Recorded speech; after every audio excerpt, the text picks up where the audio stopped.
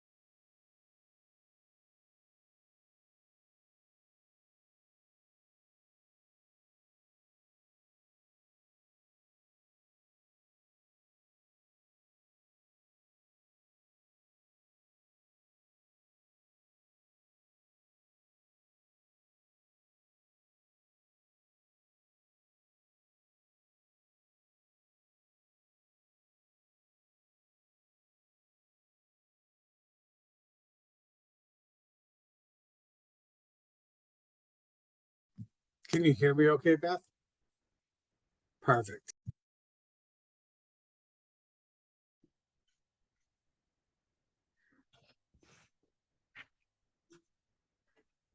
All right. Hello, everyone.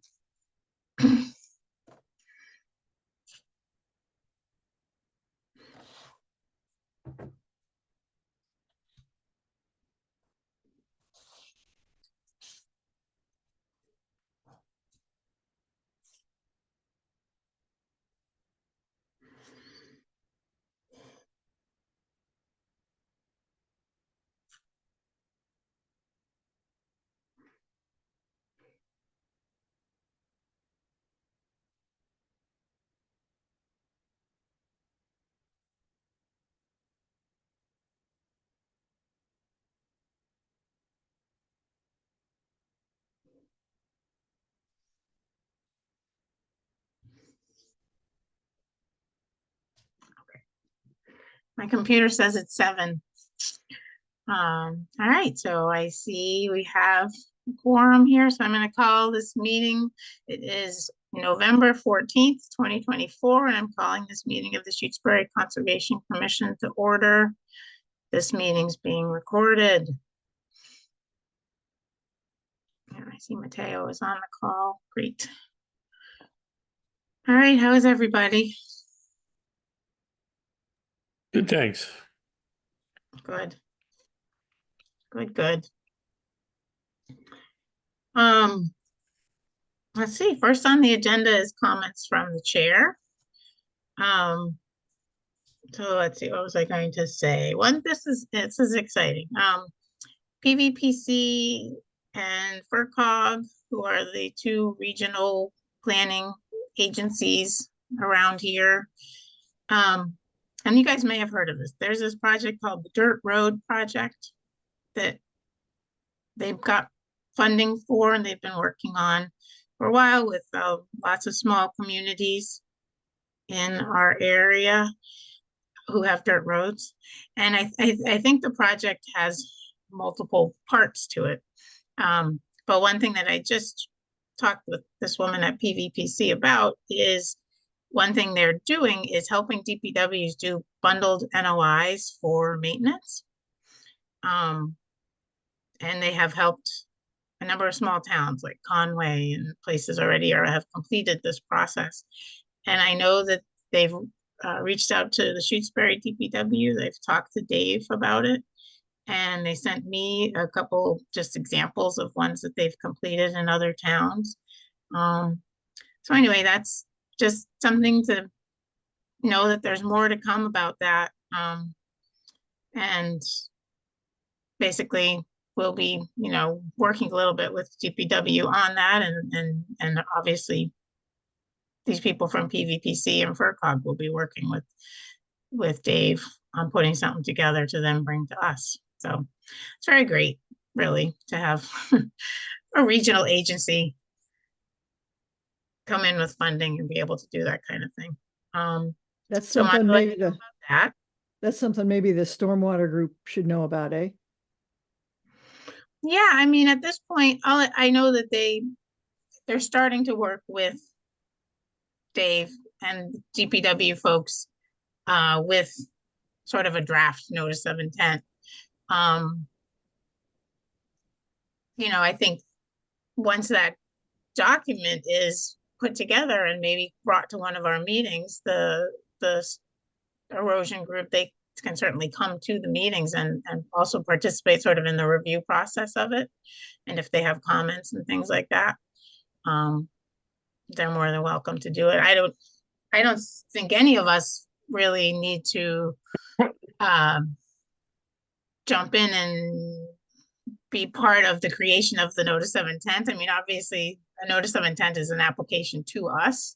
So this would be the DPW putting something together, which is what we've been asking them to do for a long time, and trying to work with first we were working with Tim, I think, on it, and then we met with Steve, right, Scott? We met with Becky and Steve Sullivan. Yeah, we and did. yeah. So we've been asking them to do this for a long time, and now they actually have someone to really work with them and actually put the application together. Because we shouldn't really help anyone put applications together. We're reviewers of applications. We're not the people who go out and write notice of intent for people.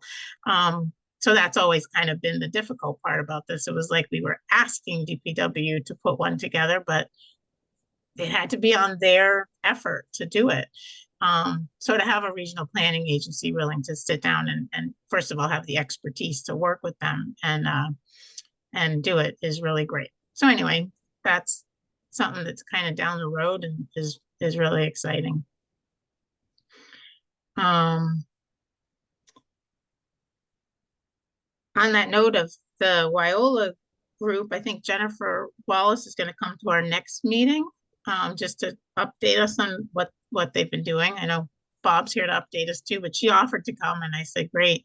And so I was thinking of putting on that agenda, which is our December 12th agenda. In addition to having Jennifer on the agenda, having the Lake Wyola watershed-based plan, that the final version of that came out a little while ago. I think Mark Rivers is the one who emailed it to the Concom. So it's in everybody's email. He sent it a while ago. I did print it out way back then. I just never, have taken the time to look through it. But since she's coming to our next meeting, I thought we'd put it on the agenda, and I don't want to add work for you guys, but if you do get a chance before next meeting, maybe we talk a little bit about that plan. It's a pretty big document. But it did get finalized. Again, that was a FERCog funded project. And that's who put it together, or they hired a consultant, I think. Anyway, I thought if you guys think that's a good idea to put that on our agenda and just talk a little bit about it. Yeah, I think that sounds great. Yeah. Okay, good. And the other thing I just wanted to mention is that I know Mark Whiteman and his CR are on our agenda for tonight, but I kind of directed him to a different CR template and the web page that is just more commonly used by DEP, where they even go through the whole process of how he has to submit his CR to DEP for their review. That was all stuff that all of a sudden I was reviewing the one he was using, which was this strange Division of Fish and Wildlife, I think, natural heritage one that he said his consultant had given him. And I'm looking at it, and there's all these references to the division and references to natural heritage, and I'm thinking this is weird. And then I remembered the process that I had been through before, and so I sent him that web page, and that's really, he even looked at it quickly and was like, oh, this is what I really should be doing. So he's not coming tonight because he wants to get that new template all organized and put together. So put him on our next agenda, although I did also tell him, because he has sort of a time constraint going on, that maybe if he gets it together, we could have a special meeting. I know that would just be totally, if it fits everybody's schedule, but would you guys be open to if he sometime before December 12th? I know there's Thanksgiving and everything, so it might not work out, but I did just throw it out there to him. Yeah, I'm available if it depends on the time. But, Depends when it is. Yep. They're the same. I can join in. Okay. Jan? Yep. Okay, good. So, yeah, I just felt like maybe we should offer that to him. Can I ask, Madam Chair, for the monitoring part of that, I am thinking about how we incur costs and for our own ability to monitor these. And that's one thing I wanted to bring up. And I don't know if now's the right time or if you want to wait till maybe a special meeting on this or further discussion, but I do just want to put a pin in that, like how we might structure the cost and do this consistently for future CRs that we're looking to take under our oversight. Mm-hmm. Yeah, I mean, I think we've talked about this when Mark's been with us, and I think it's a definite thing that we should figure out. And I haven't had a chance to.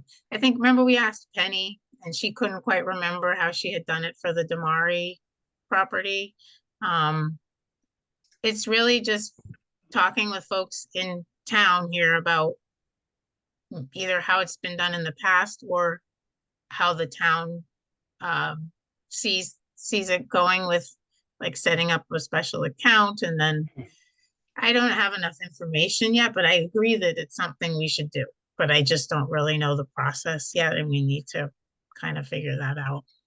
Is that something that I'm just thinking about? Like, we're working on the language and the format of the template, and that's a whole set of this. And then we have the question around how would we do this? Could we take contributed funds to, as an offset that then we would draw against to set up like an ongoing endowment to pay for the monitoring? And that's, I'm just wondering how we might get to to figure out how we might structure this and future ones so that we don't have we're not incurring future costs against the town that, are not being recouped by when we sign these things up. Do you? Yeah. Is that worth? Definitely. I mean, I think that's how the Damari one is set up. It's sort of it's a chunk of money that eventually that will be gone, So I remember Mark kind of brought up, is there a way that and I don't, again, like, is this legal that the people who buy the property, if it's part of sort of the deed that they're buying when they buy this property, that they pay for the annual inspections? Again, is that legal to do? But that would be a situation where it wouldn't be a endowment kind of thing. It would be an agreement for them to do it. Right. So that might be a good thing to run. I'm just trying to think about how we structure that conversation and if it's something you want to have now or if you want to have later. But I had thoughts on it, but want to share them at the right time. No, right now is that we can definitely talk about it right now. Well, I guess the two thoughts that I had, I do think there are two different models that I've seen used. I think, and I don't know as to our ability to require either one of them within the town and our own regs. I think this is really a question for town council, but I think I've seen a model done where when the easement or the conservation restriction is taken, that there are contributed monies put into an endowment And then there's like those monies are invested and the proceeds of that go for the ongoing monitoring. And so, if you took 4%, typically, from a straight cash donation and you withdraw that every year, in theory, that is sustainable for perpetuity.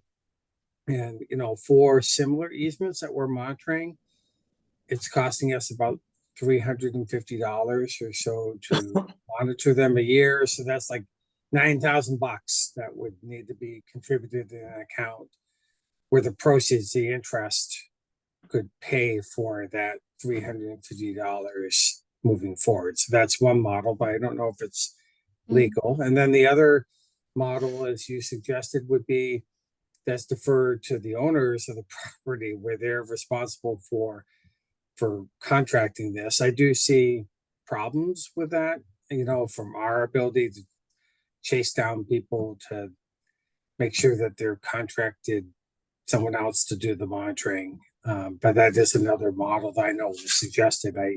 I just see, I prefer the former to the latter because I think the former provides for all of that up front.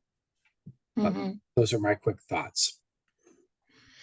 Yeah, no, those are great thoughts. And I feel like it's things we need to research a little more in terms of the legalness, and then also, what the town council thinks about all of it.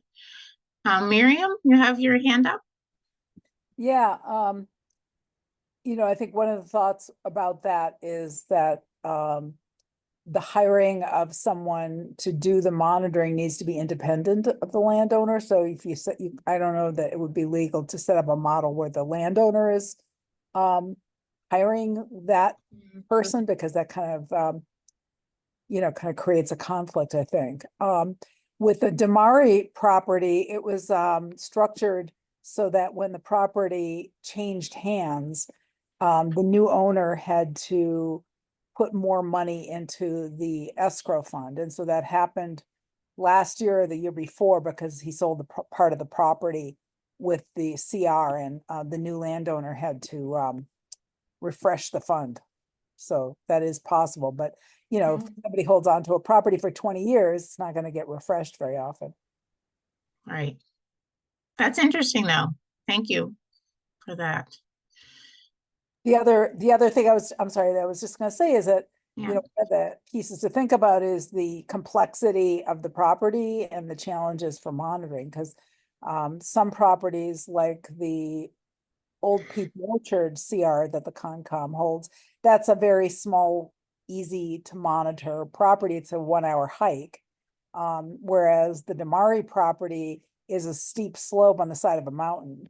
And that was one of the reasons why the Concom wanted to hire a consultant to do the monitoring, is that it, involves trekking up and down hills, which is a little arduous. So that's another factor, is the size of the parcel and complexity.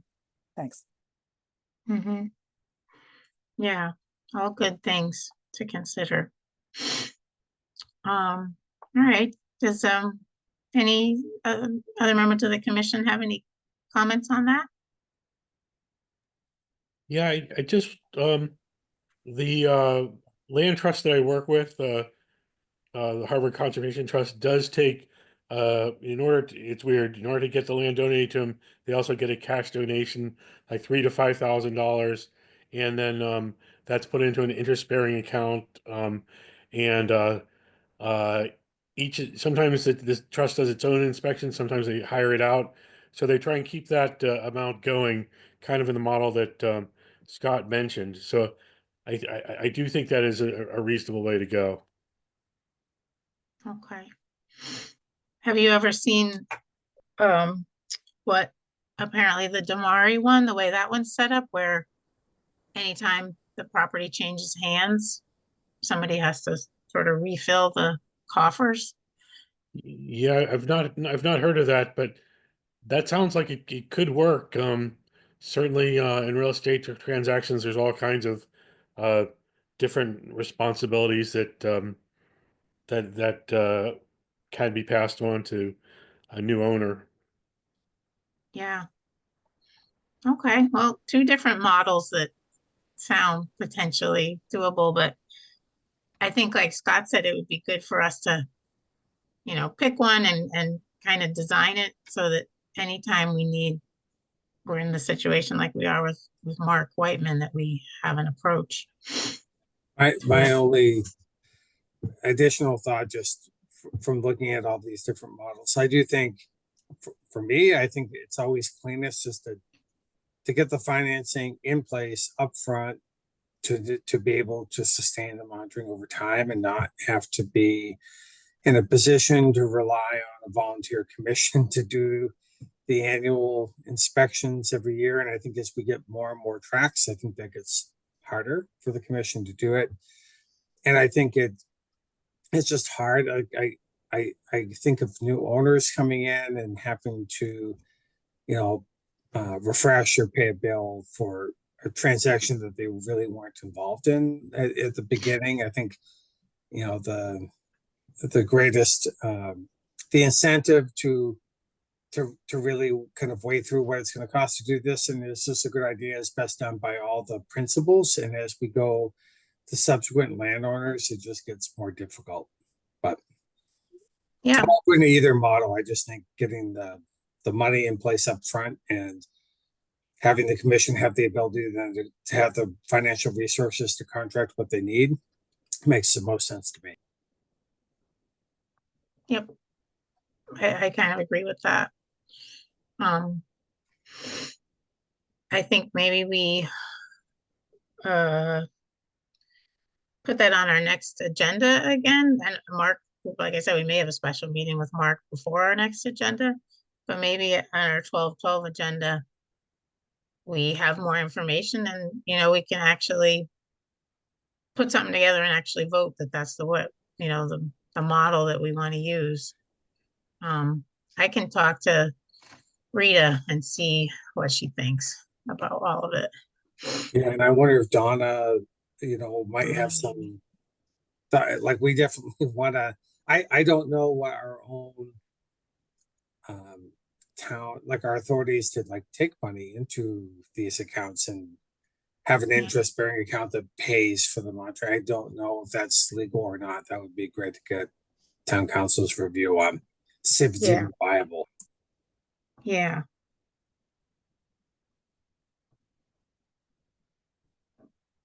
Or the finance committee, or that's the other. I'm not sure who it touches. Yeah, I'll ask Rita and she'll direct me which way to go, I think. Okay. All right, next on our agenda is review of vote on minutes. We have quite a few sets of minutes.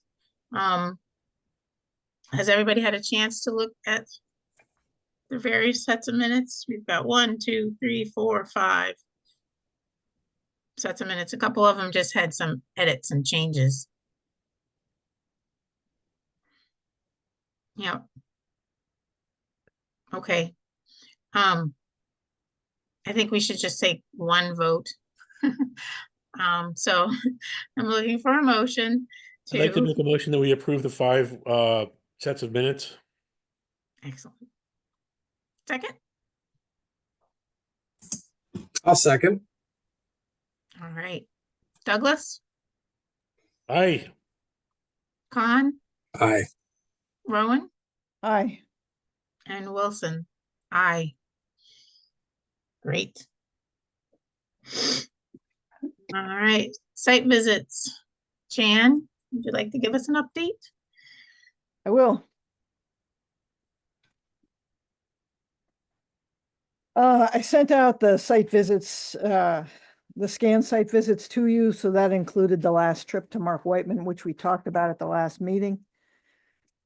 On November 4th, we made a visit to the library construction site. It was a follow-up to the previous visit where there was a couple issues with the erosion controls. They had everything in play. Everything was fixed for erosion controls, and we were a little bit concerned about the demarcation line at the very south end of the property near the well. And they had placed, basically some security tape so that the construction guys were well aware of where not to go. So that looked good. We've got another site visit scheduled for next Tuesday. So that'll, we'll just do these walkarounds, see what's going on. The next one was on November 4th. We went to 104 Lake Drive. That is a tree removal project. The homeowner was interested in taking down, I don't know, about 20 trees, I guess, in the end. They wanted to know if that was going to be something that would be feasible, and they were willing to replace trees or bushes depending where and what. And they thought that they would work with Ward Smith to do the NOI and move forward with the plan. So I guess we can look forward to seeing something in the future that he's put together. On November 6th, we went back out to the Dudleyville Dam site.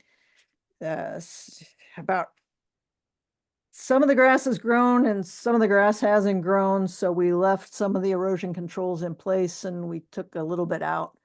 But it looks like it'll be next spring before we see nice green hills around that spot.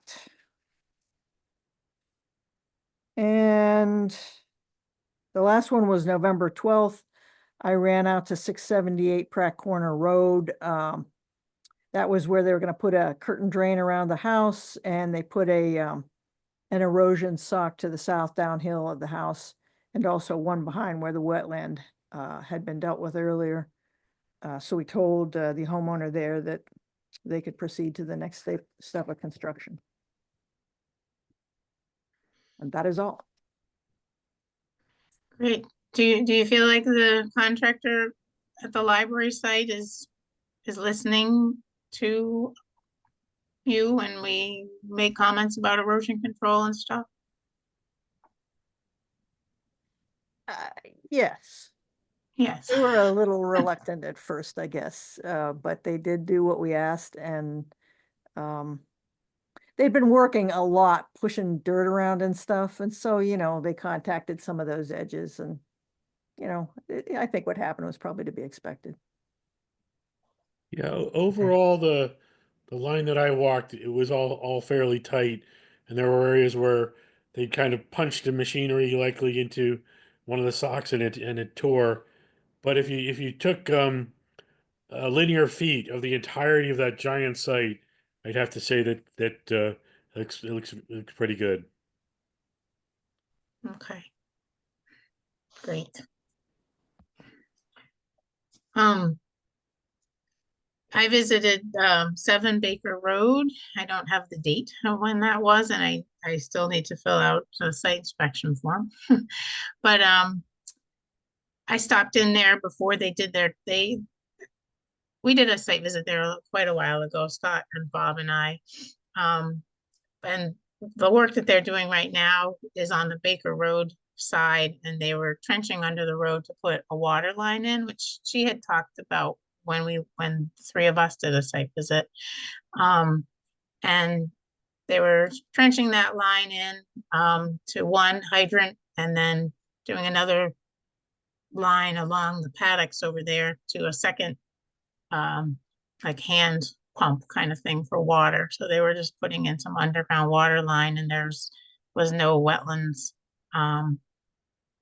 in that area of where they were putting that in. So we didn't need to have them come forward. I think they've probably done the work by now. Was that where they had closed the road the other day? Yeah. Yep. Miriam? Just curious, Beth, they're they're pumping the water from a well to the paddock where Yeah, they're connecting to their house well. So they're connecting to their water system at their house and bringing it across underneath Baker Road over to the paddock over there. Oh, so on the opposite side of, On the other side of Baker Road. South, I think. there is a perennial stream there. I was just curious because I think it's riverfront area. I don't Baker- think so. Where are, The pond is part of Baker Brook, which is a perennial stream. That's to the Right. north, I think. that pond is south. I mean, I don't think that pond itself would be considered a perennial stream.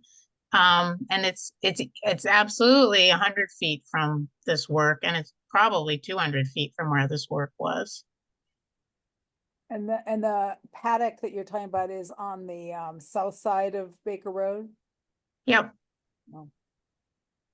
Yeah, well, it's mapped out as part of Baker Brook if you look at the DP maps. What's Baker Brook? The pond is the beginning of Baker Brook? Well, I don't know if it's the beginning or not, but if you look at the DP map, it shows Baker Brook flowing out of or into the pond. It may be that big, I don't know which way the flow is going. Right. Well, two thoughts on that. One is that I think it's still over 200 feet from that area, but also any perennial stream starts at sort of the exit from a pond, or I've seen it before, is when often there's like a dam, like at Lake Wyola or something, where the lake is considered a lake, and then the perennial stream starts once it leaves the larger water body. So, but I Yeah, can it's just- see if it's, Yeah. this was where they were putting this water line in was probably 30 feet south of Pelham Hill Road. It was next to the house. It was coming out of the water line they were connecting to was sort of in the middle of the house. I can bring up a map right now and we can look at it. Well, I'm just curious about it. You know, it's neither here nor there since the work's already done, but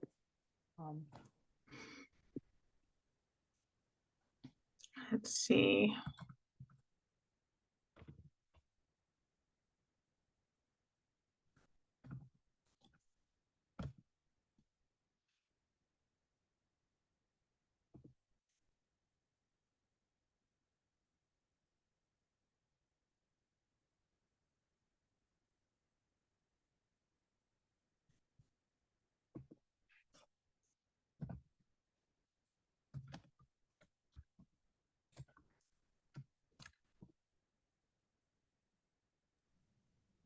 While we're paused, can I ask Mike S., can you let me know what your last name is for the purposes of the minutes?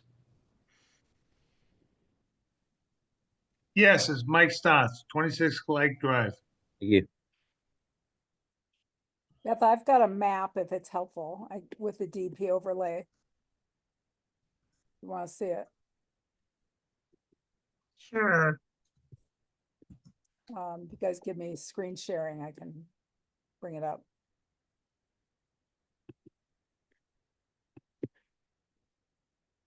I'm just looking at.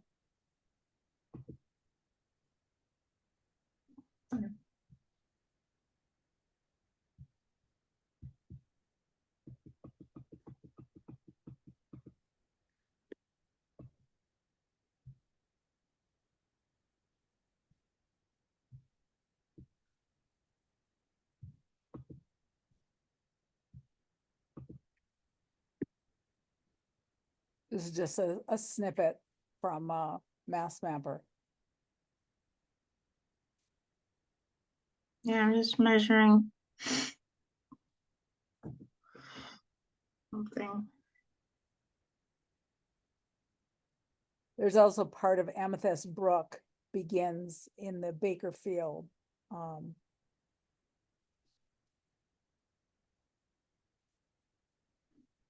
Oops. Yeah, no, this is easily over 200 feet from where the pond is. But yeah,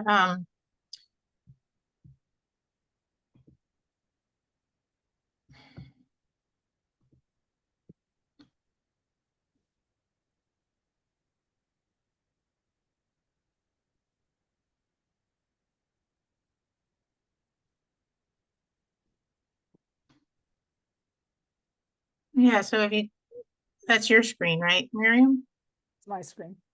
Yeah, So this is the use the screen. measuring tool and measure from basically like the front of the house down to where the pond is. Hmm. I'm measuring on my tool and it shows it being 136 yards. Oh, yards. Which is pretty darn far. Okay. So that's where the work is. It went under the road there and, you know, didn't go more than 20 feet into that piece of land that's on the south side of, um, I don't, that's my screen share. That's not very good. Wait, hold on. Here we go. Now I can see my, and thank that you. was, and I think, it's close. It's, yeah, so it's definitely over 200 feet from that. So I think we're good. Hey, Um, one other question, can they do that and put in a line like that when it's a field under CR? We did look she at had that. many discussions with Stu. In fact, Stu from Kestrel was telling her she didn't need wetland stuff to come, like that's who she was really working with. And what happened was that then Becky actually reached out to me and said, oh, this work's happening. Have you gotten a permit for it? And I knew we had done our site visit and I wasn't sure what the work was. And I knew we had talked about a few areas on that parcel that she will need to come to us about. So I did a site visit to see which area she was doing work on. But yeah, no, she's very involved with Kestrel. Great, thanks. Yeah. Um, do we want to just quickly mention the site visit to Lucy Gould's property? Maybe we can set that up for this week if people have time.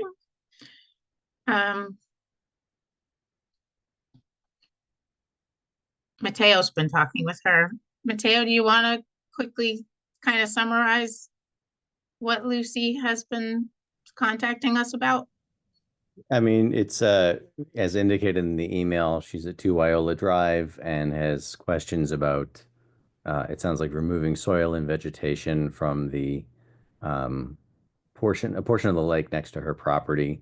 And she seemed a little confused when I was asking about whether it was in the lake or adjacent to the lake, and was hoping to have somebody from the commission come and talk to her a bit about the difference between the two of them and what she's looking to do. And it sounds like her schedule is very free. Okay.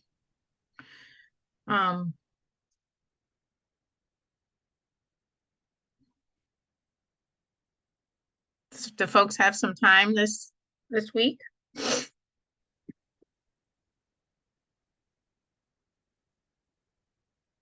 Bob, Scott? Yeah, Me and Jan seem to have a lot of time. I apologize. This is a wicked tight week for me, unfortunately. As is next week until the end of the week. Okay. I have time. I would have time this weekend. I have time. Unfortunately, with the time change for daylight savings time, by the time I'm out of work, it's pretty dark. That's true. But I have time on this weekend if that were to work. Other than that, it's time with the headlamp.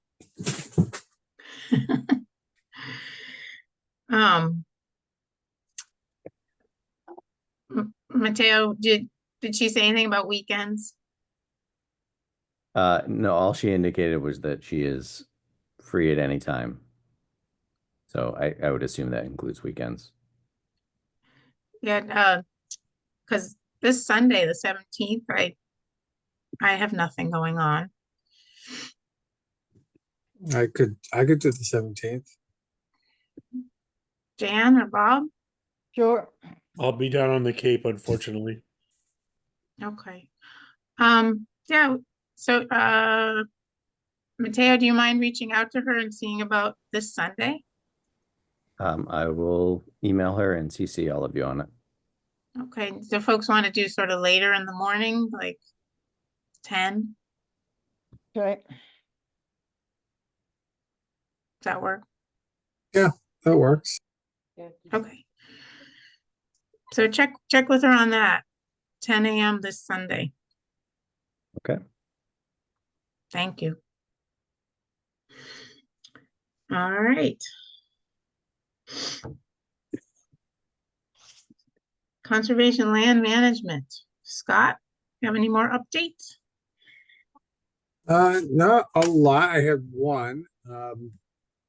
We have been working back and forth with trying to get a parking lot laid out, or at least a parking area for West Quabbin Woodlands. I'd gone back and forth with the or the highway department, and we all had looked at a potential curb cut there on the property. Originally, I had brought forward a smaller triangular kind of layout for a parking lot.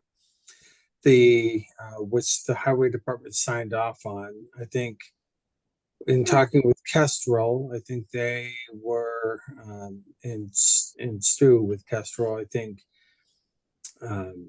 he raised some good points. I think regardless of how we laid this out, I think people are going to want to pull in. It's kind of a it's right on the town line. It's off of Pelham Hill Road. I think people are going to kind of pull in after the guardrail, and there's like kind of a more of a rectangular spot there.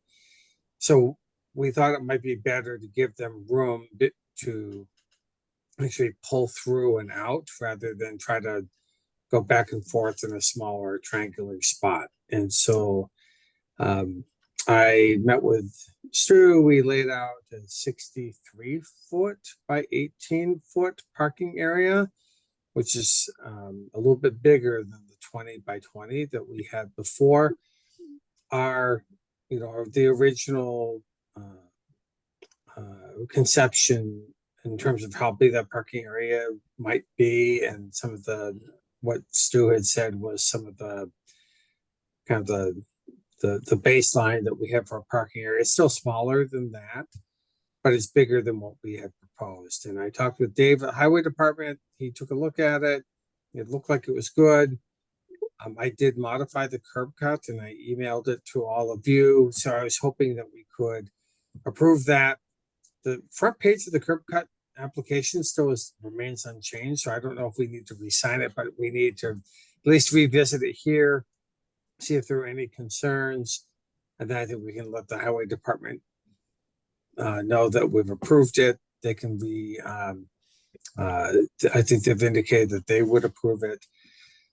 And then I think we just need to proceed with an actual contract to lay some gravel down there. I think it's just stripping off the vegetation in this area and laying down gravel. I don't think it would be a very expensive proposal to do, but I'm not exactly sure how much money we had still sitting there for it and our process for getting bids to do the work. But maybe we'll take it one step at a time and approve the curb cut and then talk about the next step. Yeah, I think we should approve the curb cut, and I think Mateo sent around an email with the CPA money that was awarded for that project. Mateo, do you happen to remember? I could bring up my email. How much money? So Let me see. it says that as of October 20th, funds listed under conservation in the CPA ledger are $1,000 remaining for the trail consultant for Southbrook and $10,000 for the purchase and development of the Pelham Road lot. Yeah. Okay, thank you. So that's what we have. You say 10 for Pelham Hill?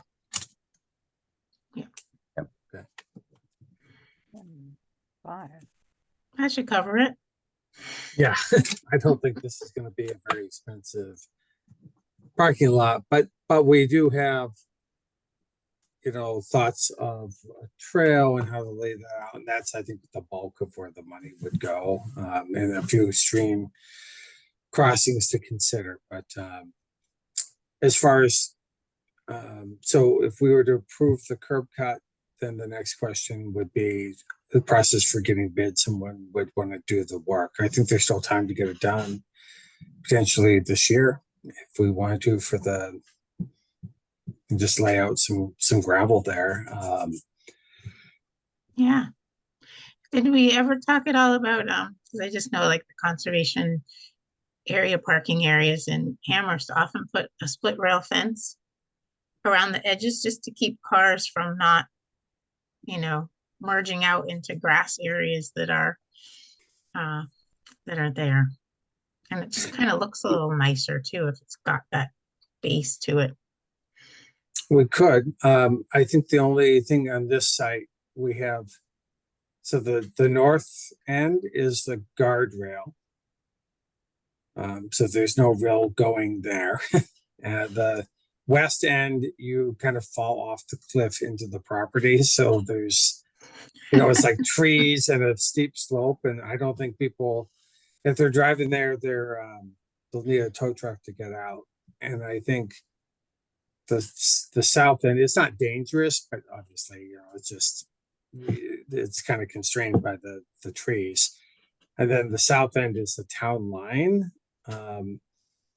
And you know, it does, I don't know if that would be needed here or not, but we could certainly put something up, just to make it look more distinguished than a gravel pull off, which is what it's gonna look like otherwise, but and maybe Yeah, well, and maybe we go ahead and build it, and then like Do you're what we saying, think. we'll have some funding left, and there's options for trails, there's options for some kind of maybe a boundary, you know, a Yeah. kiosk or something, you know, who knows, but depends how much money I guess we have. That sounds great.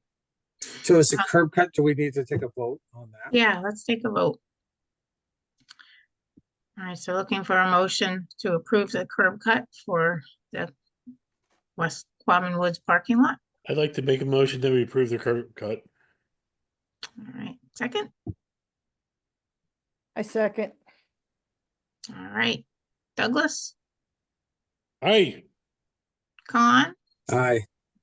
Rowan, Aye. and Wilson. Hi. Very Great. good. Thanks for all your work on all this stuff, Scott. Oh, absolutely. So I'll let Dave know that we approved the curb cut this evening, and Mateo, I think maybe we just take, it's again, the front page is the same. So in the highway department, I think already signed that. It's just the associated description of what we're doing that is changed, and maybe we can just attach that, and maybe Dave can just initial that. I think that would probably be fine. And then we can file that. And I would be happy to go get some bids to come back to do the work from a couple contractors. That sounds great. All right, I'll make it so. Perfect. Perfect. Great. Thank you so much. You're very welcome. Oh, here's my cat. All right. I think I forgot to mention at the beginning of this meeting that I have a meeting that I have to go to at 8 o'clock, which is coming up. So what's left on our agenda really is to look at the regulations. And, yeah, I was thinking I could hop off, this meeting and you guys could continue to talk about the regulations and then I could hop back on unless folks, I guess, don't want to do that. And Bob, Yeah, I think speaking strictly for myself, I think I'd really like to have you there because we'd have the continuity of you who were part of that original discussion. So I think it's important that you be there. And I would I know we kind of are kind of fluid with this. Maybe if you can't make this meeting, then I would ask that we be put on a future agenda where we could all attend. okay. Does everybody feel that way? We can also, again, just like with Mark Whiteman, maybe we can have, a special meeting between, because it's now we're down to one meeting a month and it gets, we just have a lot to talk about. So maybe I look into trying to get another meeting this month and maybe it'll coincide with when Mark's ready. And we can also talk about the regulations. I like that idea. Okay. All right, then. Thank you. Sorry. This is something came up at work and I can't not attend. Um, So. I'm not throwing any stones in that glass house. Thank you. All right, so I think that's it. Does anybody have anything else quickly? I just wanted to see if I guess I keep bringing it up, and I reached out to Matteo. Is there a way that we can I think we'd be better off if we had 5 members, and if there's a way to advertise or maybe Matteo, now that you're in town hall, you've got some ideas of ways that we could promote the need that we have for a 5th commissioner. Um, yeah, no, I agree. And Jan's been communicating with a few folks, and I'm gonna reach out to somebody who's mentioned that they are interested. So I think there are a few people out there, and if we can get a few of the ones on the list to commit, then we may be able to fill the position pretty soon. Great. Yeah. Miriam? I just wanted to remind the commission that historically, when there have been vacancies, the commission crafted an email that was sent out at townwide the townwide announcement system with a description of kind of what the commission's charge was and inviting people to express interest. I think that's how Scott came out of the woodwork. And, it's great to do things by word of mouth, but, there are people moving into Shutesbury all the time who might have an interest and not know anything about these meetings. And so, casting a wide net always seems to me like a really good idea. Yeah, no, I like that. I didn't know about that. And when we went to the Shutesbury birthday party, Jan had kind of put together a good description of what it's like to be on the commission and what it means. And maybe Jan, working with Matteo, can figure out how to get that kind of thing into the town-wide mailing. I love that idea. I think that's great.